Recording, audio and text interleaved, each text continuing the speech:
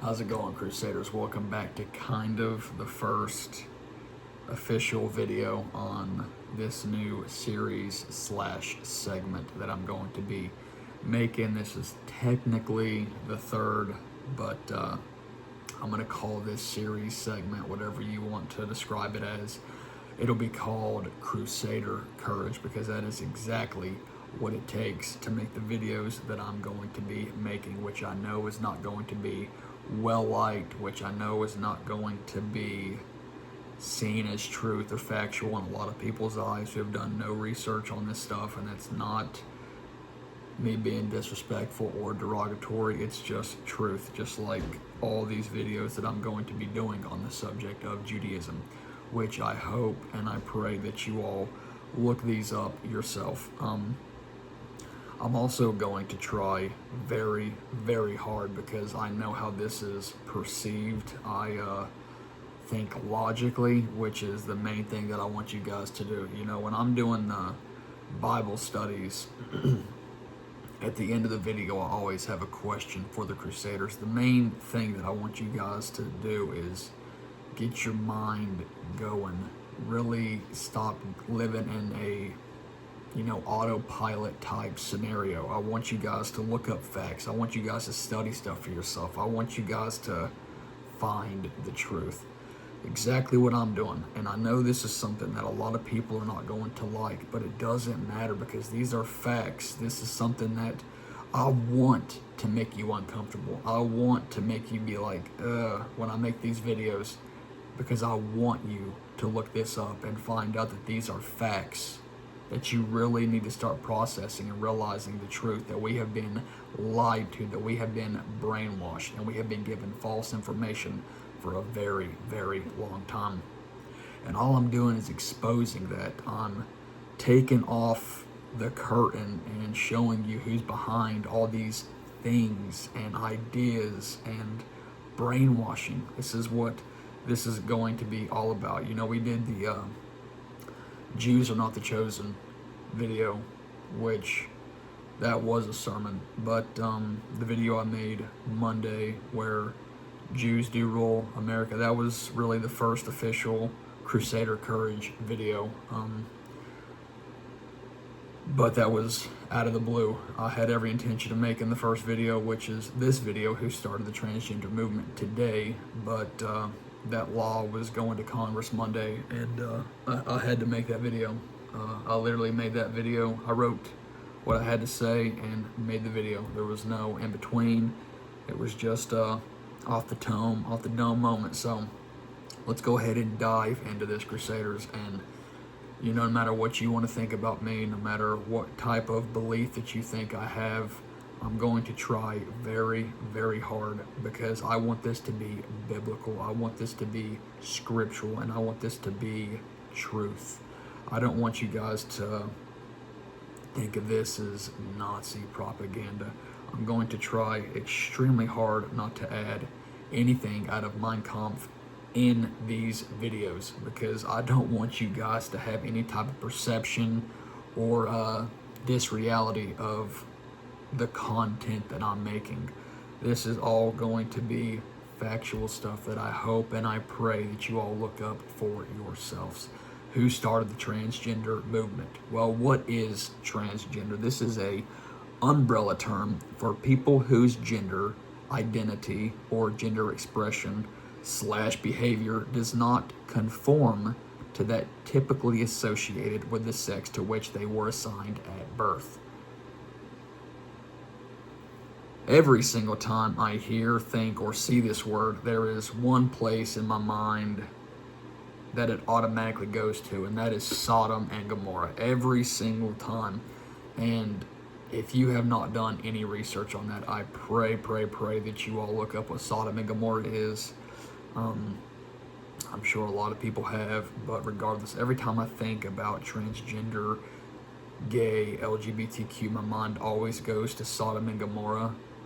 And a shadow of that thought always goes to California, which I've said in multiple different videos, but that's why I personally, truthfully, and biblically believe that is why California is always on fire, just because of the satanic acts that go on endlessly there. But that's for a different video. So, like I said, I do hope that you all research that if you do not know what that is, or the story behind that place. So, transgenderism is the act of changing your sex based on what you believe it should be and not what God made you to be. Plain and simple, if you want to simplify that. And, they have all these different things that they identify as and want to be called, and it just makes me wonder if I could identify as a man with long, beautiful hair. Anyways, transgender is so cool that 24 states allow children who don't even know how to tie their shoes yet to get sex changes. It's such a cool and popular and positive thing that 24 states allow kids who can't even make their own lunch for school to get sex changes if they so desire. And we've seen this country thrive in the past 5 years just by the movement of LGBTQ and this trans movement. We've seen how this country has just absolutely flourished and improved and gotten so much better because of the LGBTQ and the transgender movement. Wouldn't you agree? It is just grown to such a disgusting and large number.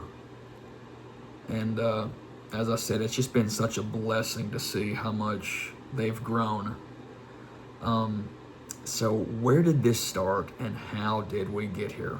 And once again, Sodom and Gomorrah is the foundation, but God destroyed Sodom and Gomorrah. So if that is your argument, understand that Sodom and Gomorrah was destroyed. So where is this new enlightenment coming from, and who started it? Well, let's look at the very first man who started it all after Sodom and Gomorrah. And as I said, it's been around for thousands of years, but we're going to start at who promoted it, who encouraged it, who advocated for it, and who opened the very first sex change operation hospital. Please look this up. Do not take my Nazi propaganda for it. I hope that you all look this up, research this yourself, and find out the truth, because the truth is out there. Here we find a brilliant man by the name of Magnus Hirschfeld, who was alive from 1868 to 1935. Just such a huge blessing on the face of this earth. He opened up the very first sex-changing hospital for transgenders. And he was a Jewish physician in Germany, a sexologist, an LGBTQ advocate, and his entire German citizenship was revoked by the Nazi government. That is not Nazi propaganda. That is not out of Mein Kampf. That is off of Wikipedia. He was an outspoken advocate for sexual minorities. He founded the Scientific Humanitarian Committee. Sounds really cool, right? This was a campaign for social recognition of lesbian, gay, bisexual, and transsexual people, and was the first LGBTQ rights organization in history.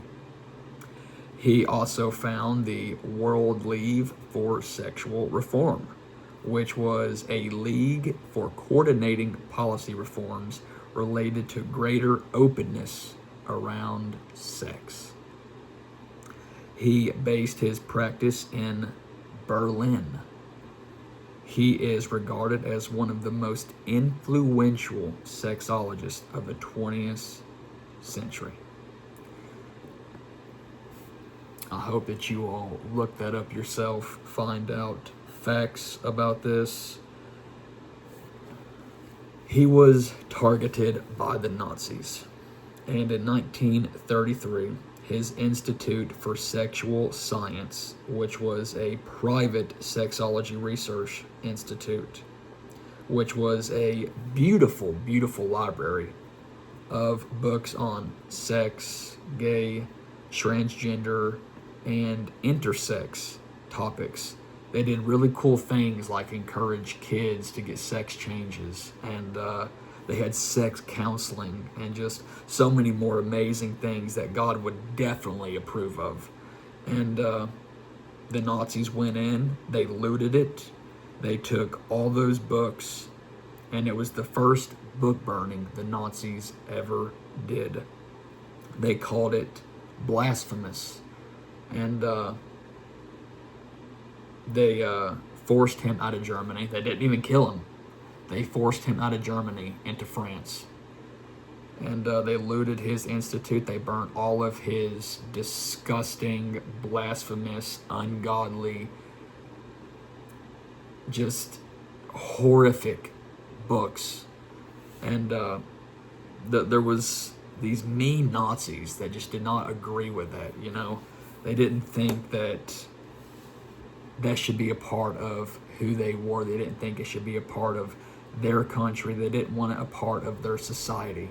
What evil, evil Nazis to think that they're so much better and they should just get rid of the LGBTQ and these transgenders, because look at America. Look at how we've thrived because of that. Just these mean Nazis. That they were brainwashed by Hitler's propaganda and Mein Kampf.